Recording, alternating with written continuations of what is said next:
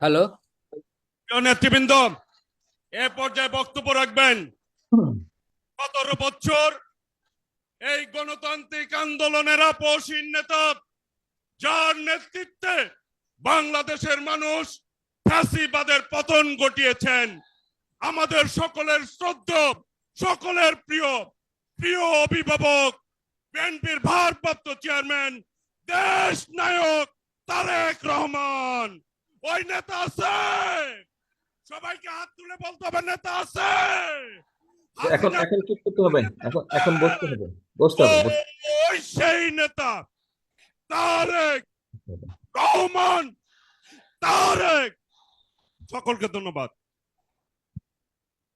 বিসমিল্লাহির রহমানির রহিম। প্রিয় বাংলাদেশ, প্রিয় দেশবাসী, ভাই ও বোনেরা, আজকের এই অনুষ্ঠানের সম্মানিত সভাপতি জনাব মির্জা ফখরুল ইসলাম আলমগীর, মঞ্চে উপস্থিত নেতৃবৃন্দ, সামনে উপস্থিত আমার প্রিয় সহকর্মীবৃন্দ, আসসালামু আলাইকুম। বাংলাদেশের বীর ছাত্র জনতা, নারী, শিশু, কৃষক, শ্রমিক, সকল শ্রেণী পেশার মানুষ, সর্বস্তরের জনগণ বিশ্বকে দেখিয়ে দিয়েছে বাংলাদেশের জনগণ বন্দুকের সামনে বুক পেতে দিতে রাজি, তবুও তারা স্বৈর শাসনকে মেনে নিতে রাজি নয়। বাংলাদেশের সবচেয়ে জনপ্রিয় গণতান্ত্রিক রাজনৈতিক দল বিএনপির পক্ষ থেকে বাংলাদেশের গণতন্ত্রকামী বীর জনগণকে জানাই আন্তর্জাতিক গণতন্ত্র দিবসের সংগ্রামী শুভেচ্ছা।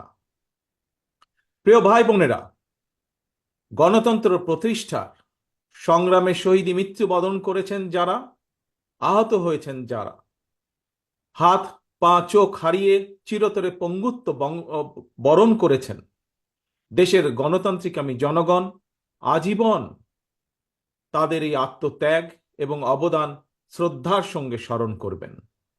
হতাহতদের প্রতিটি পরিবারের প্রতি অবশ্যই রাষ্ট্র তার যথাযথ দায়িত্ব পালন করবে বলে আমরা বিশ্বাস করি। লাখো শহীদের বিনিময়ে অর্জিত স্বাধীন গণতান্ত্রিক বাংলাদেশের রাষ্ট্র, রাজনীতি, শাসন প্রশাসন হওয়ার কথা ছিল government of the people, by the people, for the people. অথচ গত 15 বছর বাংলাদেশে মাফিয়া শাসন চালু করা হয়েছিল। দেশে বিদেশে পলাতক স্বৈরাচার বিনা ভোটের সেই সরকারের পরিচয় হয়ে উঠেছিল government of the mafia, by the mafia, for the mafia. প্রিয় দেশবাসী, এই মাফিয়া চক্র দেশকে সর্বক্ষেত্রে ভঙ্গুর করে দিয়েছিল। দেশকে সম্পূর্ণ আমদানি নির্ভর, ঋণ নির্ভর এবং পরনির্ভরশীল রাষ্ট্রে পরিণত করেছিল। মাফিয়া চক্র দেশের ব্যাংকগুলোকে পর্যন্ত দেউলিয়া করে দিয়েছিল। গত 1.5 দশকে দেশ থেকে প্রায় 17 লক্ষ কোটি টাকারও বেশি পাচার হয়ে করে দিয়েছে এরা। 5ই আগস্টের পতিত স্বৈরাচারের বেপরোয়া দুর্নীতি আর লুটপাটের কারণে বাংলাদেশের বৈদেশিক ঋণ বর্তমানে $100 বিলিয়ন বেশি ছাড়িয়েছে। বাংলাদেশে আজ যে শিশুটি জন্ম নিয়েছে কোনো কারণ ছাড়াই, সেই নিষ্পাপ শিশুটিরও মাথাপিছু ঋণ কমপক্ষে 1.5 লক্ষ টাকা। প্রিয় ভাই বোনেরা, মাফিয়া চক্র দেশকে শুধু অর্থনৈতিকভাবেই ভঙ্গুর করে দেয়নি, দেশের আর্থ সামাজিক সাংস্কৃতিক এবং রাজনৈতিক রীতিনীতিকেও ধ্বংস করে দিয়েছে। প্রতিটি সাংবিধানিক এবং বিধিবদ্ধ প্রতিষ্ঠান অকার্যকর করে ফেলা হয়েছিল। খোদ বিচার বিভাগকেই ফ্যাসিবাদের সূতিকাগারে পরিণত করা হয়েছিল। একটি রাষ্ট্র কতটা সভ্য এবং গণতান্ত্রিক সেটি দেশের আইন শৃঙ্খলা বাহিনীর আচরণে স্পষ্ট হয়ে ওঠে। কিন্তু মাফিয়া চক্র দলীয় স্বার্থে ব্যবহার করতে গিয়ে দেশের আইন শৃঙ্খলা বাহিনীকেও সম্পূর্ণ বিপর্যস্ত করে দিয়েছে। গণতন্ত্রকামী প্রিয় ভাই ও বোনেরা, অন্যায়, অনিয়ম আর অরাজকতার বিরুদ্ধে গণবিস্ফোরণে মাফিয়া চক্রের প্রধান দেশ ছেড়ে পালানোর পর দেশে মাফিয়া শাসন শোষণের অবসান ঘটেছে। পতিত স্বৈরাচারের পলায়নের মধ্যে দিয়ে একটি গণতান্ত্রিক মানবিক বাংলাদেশ গড়ার পথে প্রধান বাধা হয়তো দূর হয়েছে, তবে বাধা দূর হলেও মাফিয়া চক্রের রেখে যাওয়া 15 বছরের জঞ্জাল কিন্তু এখনো দূর হয়নি। এই জঞ্জালকে দূর করে জনগণের, বাংলাদেশের জনগণের ভোটে জনগণের কাছে জবাবদিহিমূলক একটি গণতান্ত্রিক সরকার প্রতিষ্ঠার লক্ষ্যে অন্তর্বর্তীকালীন বর্তমান সরকার কাজ করছে। তবে মাফিয়া চক্রের প্রধান দেশ ছেড়ে পালালেও মাফিয়া চক্রের বেনিফিশিয়ারি অপশক্তি প্রশাসনের ভেতরে থেকে কিংবা রাজনীতির ছদ্মবরণে অন্তর্বর্তীকালীন সরকারকে চ্যালেঞ্জ ছুড়ে দেওয়ার অপচেষ্টা কিন্তু অব্যাহত রেখেছে।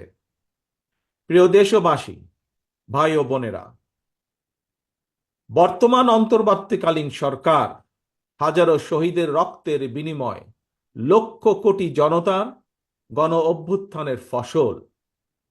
এই সরকারের কোনো কোনো কার্যক্রম সকলের কাছে হয়তো সাফল্য হিসাবে বিবেচিত নাও হতে পারে, কিন্তু এটি আমাদের প্রত্যেককে মনে রাখতে হবে, এই সরকারের ব্যর্থতা আমাদের সকলের ব্যর্থতা, বাংলাদেশের পক্ষের গণতান্ত্রিকামী জনগণের ব্যর্থতা। সুতরাং এই অন্তর্বর্তীকালীন সরকারকে কোনোভাবেই ব্যর্থ হতে দেওয়া যাবে না। দেশে বিদেশে থেকে নানা রকমের উস্কানিতেও জনগণ অন্তর্বর্তীকালীন সরকারকে ব্যর্থ হতে দেবে না। তবে অন্তর্বর্তীকালীন সরকার যাতে নিজেরাই নিজেদের ব্যর্থতার কারণ না হয়ে দাঁড়ায়, সে ব্যাপারে তাদেরকেও সতর্ক থাকতে হবে। বাংলাদেশ কিংবা যে কোনো দেশেই গণ অভ্যুত্থানের মাধ্যমে গঠিত সরকার অবশ্যই জনগণের সরকার। তাই জনগণ অন্তর্বর্তীকালীন সরকারের প্রতি সহযোগিতা অব্যাহত রেখেছে, রাখবে।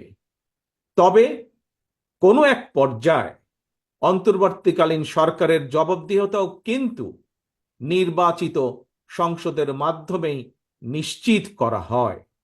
সুতরাং জনগণের রাজনৈতিক ক্ষমতায়নের মাধ্যমে একটি নির্বাচিত সংসদ এবং সরকার প্রতিষ্ঠায় অন্তর্বর্তীকালীন সরকারের সকল সংস্কার কার্যক্রমের প্রথম এবং প্রধান টার্গেট হওয়া জরুরি।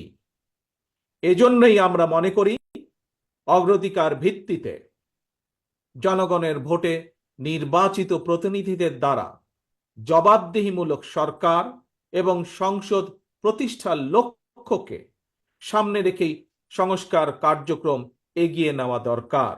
কারণ জনগণের রাজনৈতিক ক্ষমতায়ন ছাড়া সংস্কার কার্যক্রমে প্রক্রিয়ায় জনগণের সরাসরি সম্পৃক্ততা ছাড়া উন্নয়ন, গণতন্ত্র কিংবা সংস্কার কোনোটিই টেকসই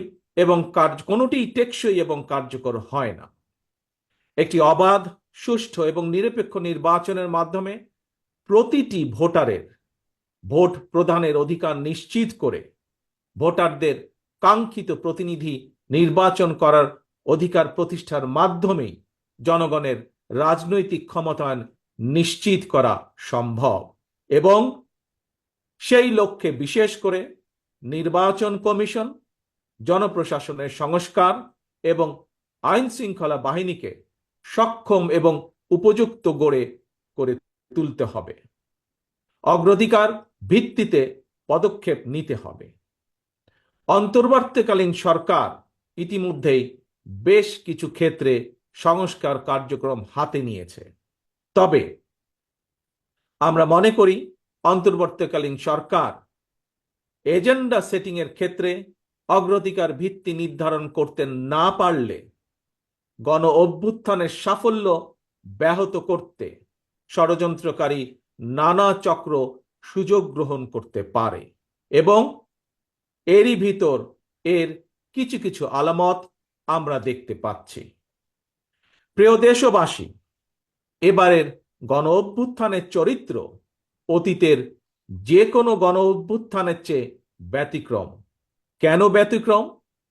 কারণ পলাতক স্বৈরাচারের অবৈধ শাসনকালে সকল গণতান্ত্রিক অধিকার, মানবাধিকার হারিয়ে জনগণ পরাধীনতার শৃঙ্খলে আবদ্ধ হয়ে পড়েছিল।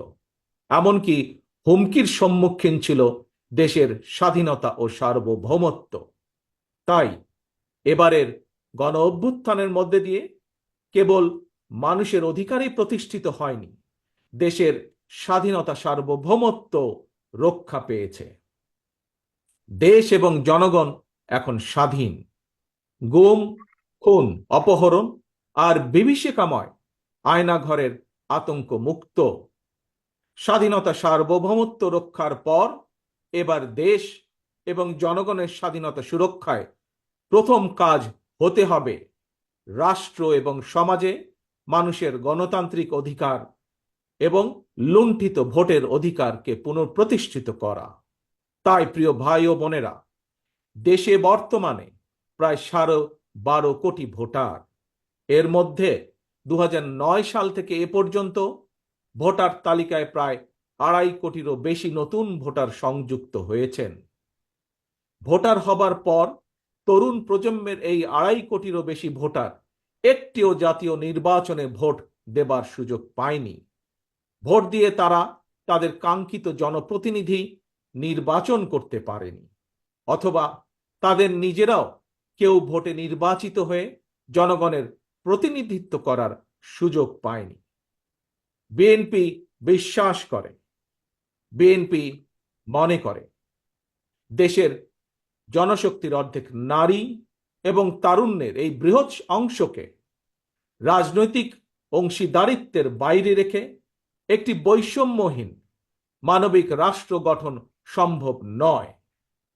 সংবিধান কিংবা প্রবিধানে যাই থাকুক, জনগণের রাজনৈতিক এবং অর্থনৈতিক ক্ষমতা নিশ্চিত করা না গেলে, সংস্কার প্রক্রিয়ায় জনগণকে সম্পৃক্ত করা না গেলে শেষ পর্যন্ত কোনো সংস্কার কার্যক্রমেরই কার্যকরী ফল পাওয়া যাবে না।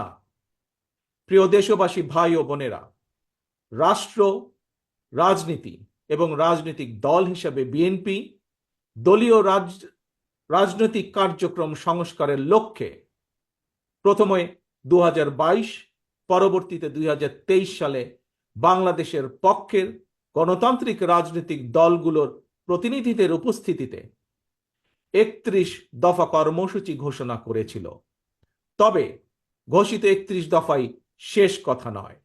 বিএনপি মনে করে রাষ্ট্র কিংবা রাজনীতি সকল ক্ষেত্রেই সংস্কার কার্যক্রম একটি ধারাবাহিক এবং চলমান প্রক্রিয়া। সুতরাং রাষ্ট্র এবং রাজনীতি সংস্কারে বিএনপি ঘোষিত 31 দফা সংস্কার কর্মসূচির আরো প্রয়োজনীয় পরিবর্তন পরিমার্জনকেও বিএনপি স্বাগত জানায়। এমনকি কেউ যদি মনে করেন একটি উন্নত এবং নিরাপদ বাংলাদেশের জন্য আরো নতুন রাজনৈতিক দলের প্রয়োজন রয়েছে, তাতেও দোষের কিছু নেই। কারণ শেষ পর্যন্ত জনগণই চূড়ান্ত সিদ্ধান্ত নেবে। জনগণ কাকে সমর্থন জানাবে কিংবা কাকে সমর্থন দেবে না, এটি তাদেরই চূড়ান্ত বিষয়। এ কারণেই বিএনপি বরাবর জনগণের ভোটের অধিকারের উপর জোর দিয়েছে।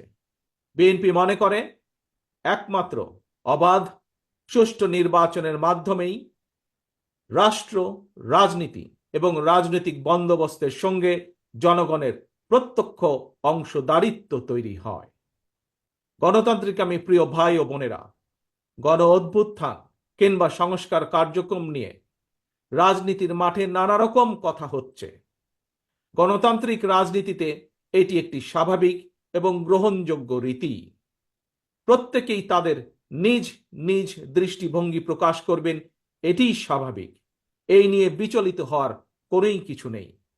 একজন রাজনৈতিক কর্মী হিসাবে আমি বিশ্বাস করি ফৌজদারি অপরাধের বিচার যেমন বিচারিক আদালতে হয়, ঠিক তেমনি রাজনৈতিক কর্মকাণ্ড কিংবা রাজনৈতিক আচরণের বিচার হয় জনগণের আদালতে। আমি আগেও বলেছি, আজ আবারও আপনাদের সামনে বলতে চাই, ক্ষমতার পরিবর্তন মানে শুধু রাষ্ট্র ক্ষমতার হাত বদল নয়। ক্ষমতার পরিবর্তন মানে রাষ্ট্র এবং রাজনীতির গুণগত পরিবর্তন। তাই প্রতিটি রাজনৈতিক নেতাকর্মীর মনে রাখা প্রয়োজন, রাজনীতির গুণ পরিবর্তনের জন্য রাজনৈতিক দলের নেতাকর্মীদের আচার আচরণেও গুণগত পরিবর্তন জরুরি। সুতরাং আমার আহ্বান, কোনো প্রলোভন কিংবা উস্কানিতে বিভ্রান্ত না হয়ে জ্ঞানভিত্তিক রাষ্ট্র এবং সমাজের নেতৃত্ব দানের জন্য নিজেদেরকে প্রস্তুত করুন।